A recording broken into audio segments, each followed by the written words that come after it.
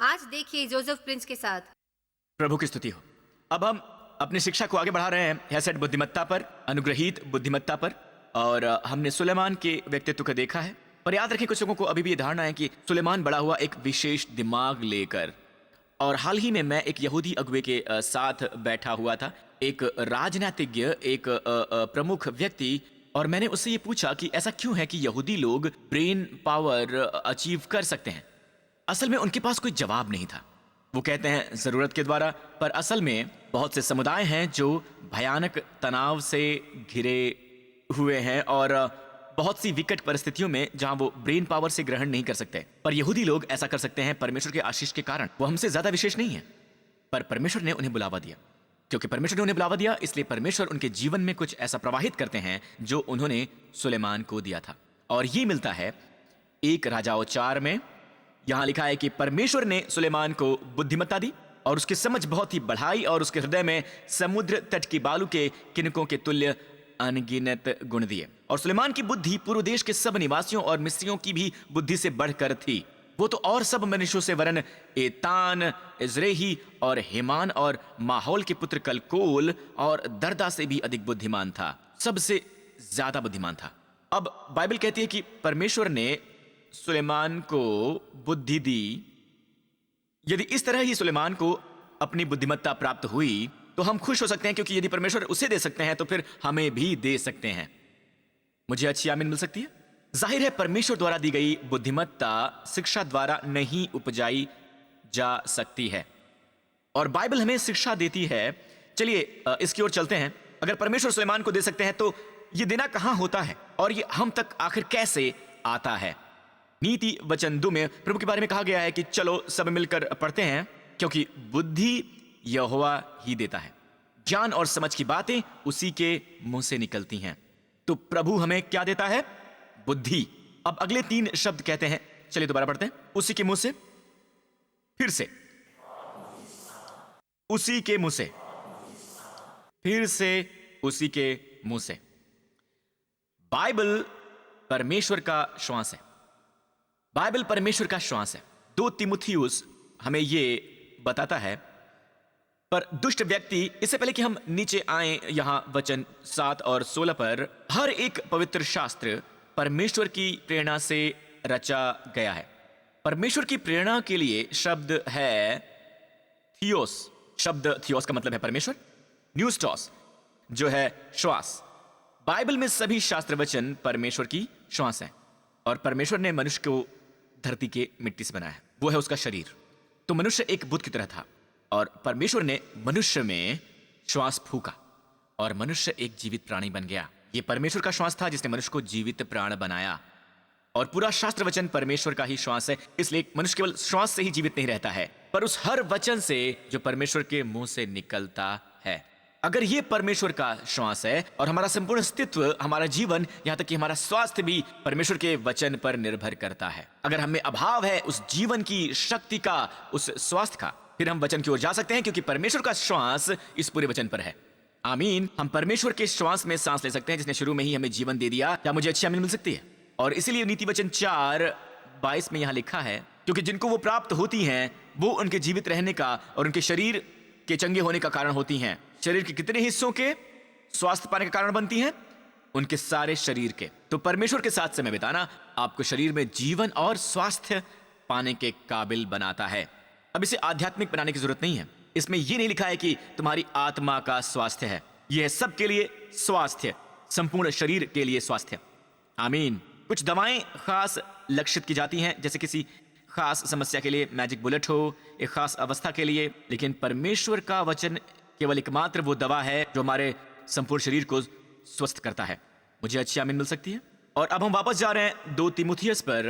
यह हमें अंतिम दिनों के बारे में बताता है। वापस चलिए पहले के वचनों पर, वचन 13। यह हमें समय के बारे में बताता है। यह पौलुस का स्वॉन सॉन्ग है। यह अंतिम पत्र है जो पौलुस ने लिखा था।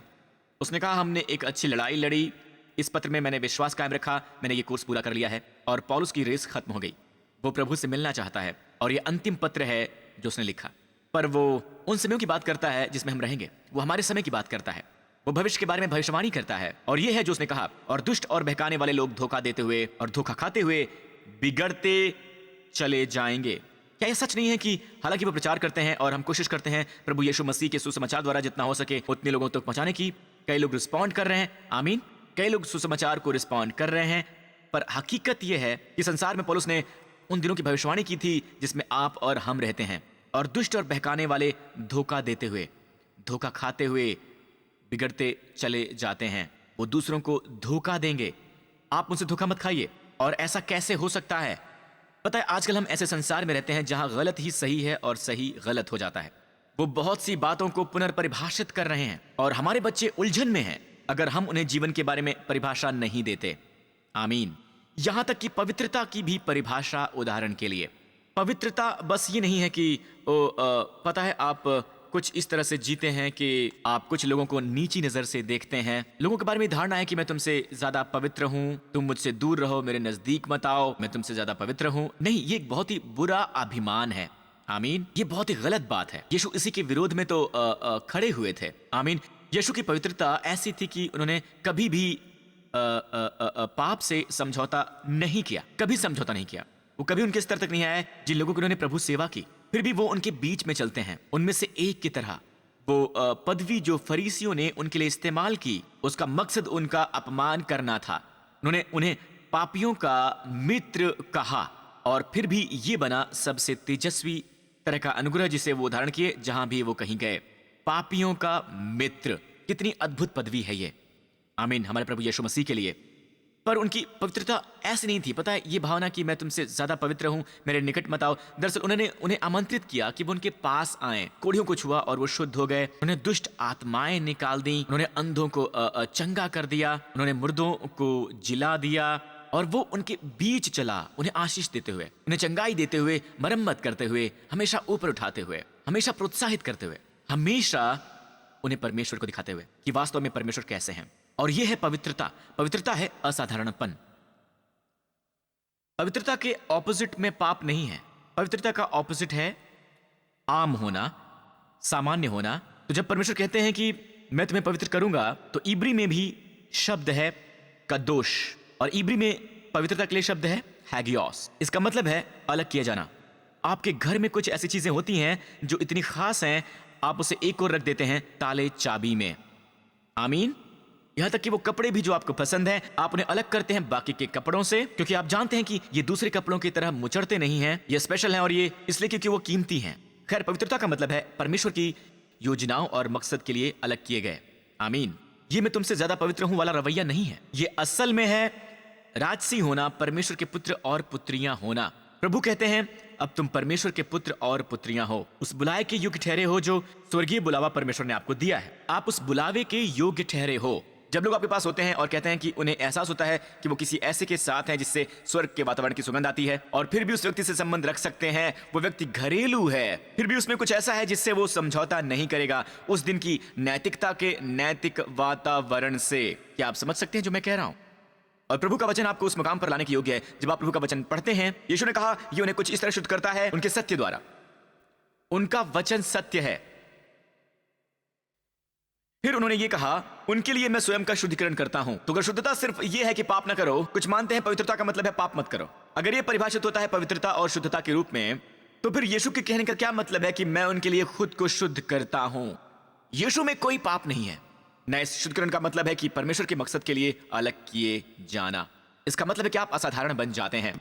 जहां ज्यादातर लोग अवसाद में हैं, आपके पास परमेश्वर की शांति है जो हर समझ से परे है। जहां सब लोग कुचले हुए हैं और पता है वो सचमुच जवाब की तलाश में हैं, आप एक सुनिश्चितता में चलते हैं। ऐसा इसलिए क्योंकि आप जानते हैं कि आपसे कौन प्रेम करता है और आप अपने बुलावे को जानते हैं। क्या मुझे अच्छी आमीन मिल सकती है? तो परमेश्वर आपको बुद्धिमत्ता देते हैं। आमीन।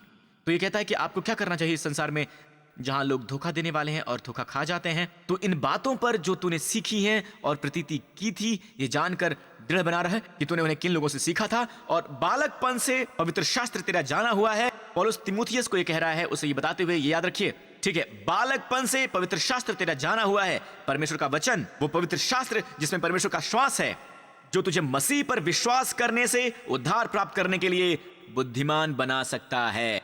जी हां, बुद्धिमान बना सकता है। और वो वचन जो तुझे बुद्धिमान बनाने की क्षमता रखता है, यह शब्द क्षमता रखना है, डायनामाइट, डायनामिक, डायनामो, ये इस शब्द से है डुनामिस। ये आपको बुद्धिमत्ता में डायनामाइट की तरह भेजता है। ये आपको सशक्त बनाता है।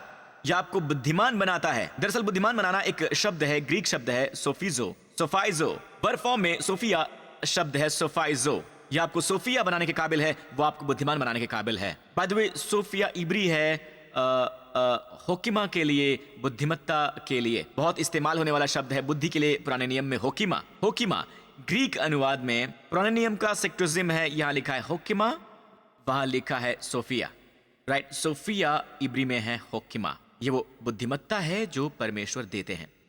अब वहां बुद्धिमत्ता है जो संसार को परमेश्वर देते हैं कि वो धरती पर शासन कर सके, राष्ट्रों पर शासन कर सके, मानव जीवन की बेहतरी के लिए वो बेहतर सुझाव ला सकें। पता है, एक बुद्धिमत्ता है जो परमेश्वर देते हैं, पर एक बुद्धिमत्ता है जो प्रभु केवल अपनी संतान को ही देते हैं। और ये शास्त्र वचन से ही मिलती हैं, जो आपको बुद्धिमान बनाने के काबिल है। और ये आपको बुद्धिमान बनाने के काबिल है किस बात में? उद्धार में। जी हां, उद्धार में, विश्वास द्वारा जो प्रभु यीशु में है, उस विश्वास के द्वारा ये आपको बुद्धिमान बनाता है उद्धार के लिए, मसीह में विश्वास द्वारा। अब सुनिए, हम में से बहुत लोग सोचते हैं कि खैर ये बस उसी मकसद के लिए है कि हमें बनाए, हमारे तक लाएं यीशु का उद्धार का ज्ञान। नहीं नहीं, ये वचन उद्धार के ज्ञान के बारे में बात नहीं कर रहा है। ये शब्द उद्धार ऐसा शब्द है जो अपने आप में सब कुछ समेटे हुए है। ये शब्द है चंगाई के लिए। ये उद्धार सोटेरिया शब्द है चंगाई के लिए। ये शब्द है पवित्रता के लिए। ये शब्द है संपूर्णता के लिए। ये शब्द है शांति के लिए। ये शब्द है सफलता के लिए।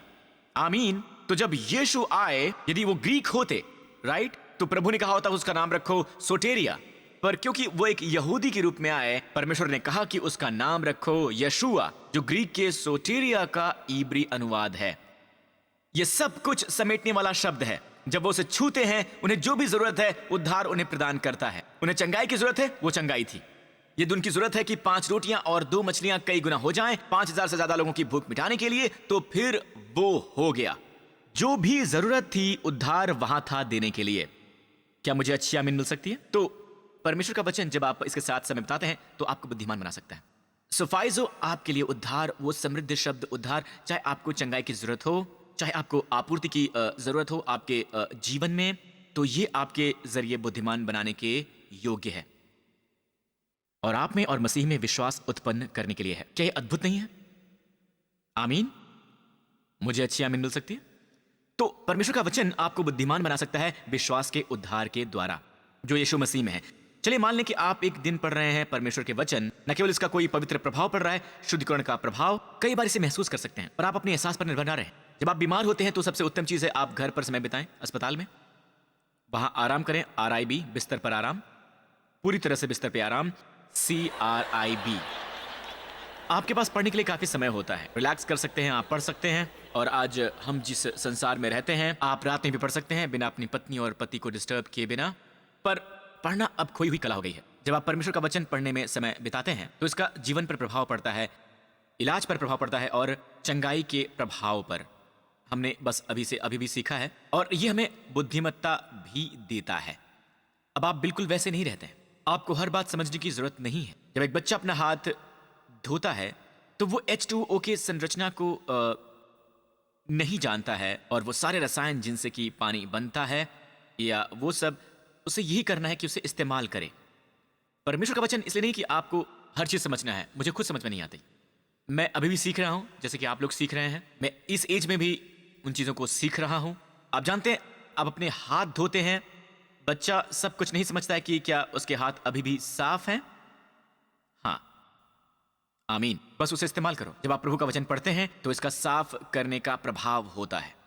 ये शब्द राफा, ये इब्री शब्द से आता है। मूल शब्द है राफाह, जो है जाने दो, रिलैक्स करो। मुझे पता नहीं, मैं इसे एक्सप्लेन नहीं कर सकता। ये ऐसा नहीं कि जब मैं प्रभु का वचन पढ़ता हूं तो मैं चंगाई पा जाता हूं। वहां पर रिलैक्सिंग प्रभाव पड़ता है। मुझे लगने लगता है कि मैं सच्चाई को छू रहा हूं, मैं सत्य को छू रहा हूं। फिर भी वहां बहुत कुछ ही, मैं कहूंगा कि बहुत ही हिंसक डिटेल्स हैं बाइबल में। फिर भी इसमें खूबसूरती है कि ये सब कैसे ढलता है। इस तरह के वर्णन का मुझ में इलाज सा प्रभाव पड़ता है।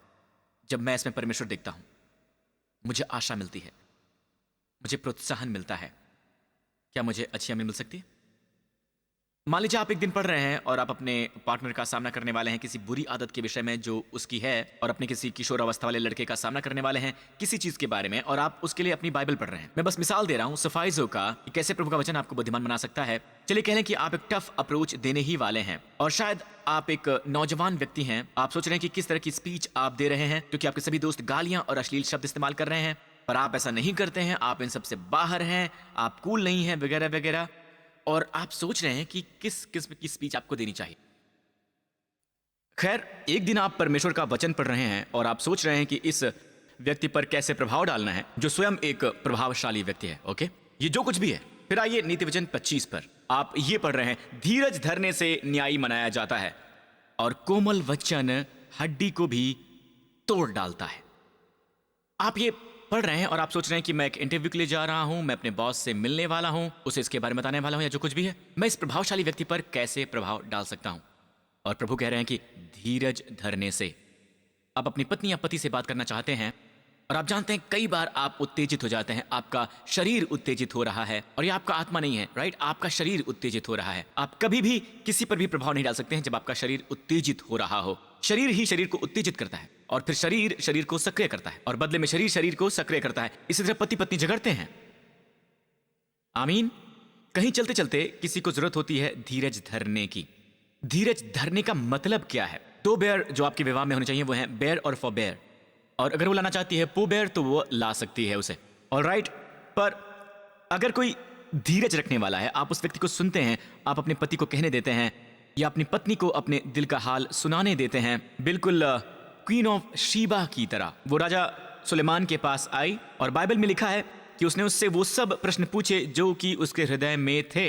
राजा यहाँ हमारे प्रभु यीशु मसीह का चित्र है, जो हमारा राजा है, जो सुलेमान से भी ज्यादा महान है। राजा क्या रिएक्शन देता है जब आप अपना हृदय उसके सामने खोलते हैं? बाइबल में लिखा है कि एक भी ऐसी बात नहीं थी जिसका उसे सुलेमान ने जवाब नहीं दिया या उसे प्रकट नहीं किया जो कि उसके हृदय में था।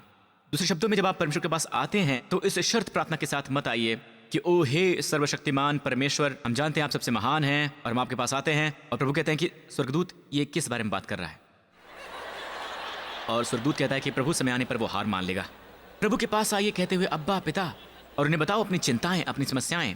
उनसे कहो कि मैं इसके बारे में चिंतित हूं, अपने पुत्र के बारे में, मैं अपने शरीर के इस लक्षण के प्रति मुझे डर है, मुझे इसके बारे में चिंता है, और मुझे ये लगता है कि मेरा दिमाग फिर रहा है। ये जो कुछ भी हो उसे परमेश्वर को बता दो। क्वीन ऑफ शीबा की तरह अपना दिल खोल के रख दो। वो सवाल जो उसके हृदय में थे राजा सुलेमान के सामने, और बदले में राजा ने भी एक भी बात नहीं छुपाई, और जो उसके हृदय में थी अपने जवाबों के रूप में। तो बहुत बार जब आप प्रभु के सामने अपना हृदय खोलते हैं, मुझे बहुत बार लगता है कि मैं चलूं और प्रभु के सामने अपना सब कुछ उड़ेल दूं, उससे भी जो अपने बेस्ट फ्रेंड से नहीं कह सकते। बातें जो बहुत ही करीबी हैं आप प्रभु को ही बताइए। जितने ईमानदार आप होंगे उतना ही अनुभव आपको मिलेगा, वो भी कमाल का अनुभव, क्योंकि उसमें भी परमेश्वर की प्रतिक्रिया पाएंगे। ये आपके पास लौटता है शांति के रूप में। कई बार ये उसी समय उसी वक्त आप तक ना पहुंच सके, पर अगले दिन आपको जवाब मिल जाता है, या उसके बाद के दिन ये आएगा जब आप अपना हृदय उड़ेलते हैं, अपना हृदय प्रकट करते हैं। परमेश्वर अपना हृदय आपके सामने खोल देते हैं और आपको अपने हृदय का रहस्य दे देते हैं। मुझे अच्छी आमीन मिल सकती है?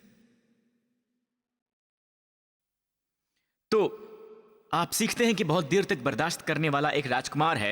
एक राजकुमार वो होता है जो प्रभावशाली होता है, और वो व्यक्ति आपके लिए चीजें बदल सकता है। तो आप सीखते हैं लंबे बर्दाश्त से। या आपकी पत्नी हो सकती है, वो आपके घर में राजकुमारी है, राइट? आप उसे कैसे मनाते हैं? लंबे धीरज के बाद। और यदि आप ये दर्शन ग्रहण कर रहे हैं कि आप एक मजबूत विचार रखें आयरन मैन के द्वारा, सभी हीरोज और सुपर हीरोज के द्वारा, ऑलराइट, पता है आप परमेश्वर के वचन से सीखते हैं ये एक नर्म जीभ होती है जो हड्डी तोड़ देती है। एक असली आयरन मैन अगर वो विवाहित है तो उससे भी प्रेम पूर्वक अपनी पत्नी से बोलना होगा। आमीन। आप हर समय अश्लीलता बिखेरते हुए नहीं जा सकते और सुखी विवाह की उम्मीद कर सकते हैं। तो आप सीखते हैं कि एक नर्म जुबान इतनी शक्तिशाली होती है कि हड्डी भी तोड़ सकती है। वो वचन जो अभी तक बचे हैं वो वचन हैं जो हमारे प्रभु ने बोले हैं। इतिहास में बहुत से महान व्यक्तियों ने वचन बोले हैं जिनमें कोई अश्लीलता नहीं है, और वो आज तक जीवित हैं और वो अब भी जीवन बदल रहे हैं। हमारे प्रभु यीशु मसीह एक परफेक्ट एग्जाम्पल है।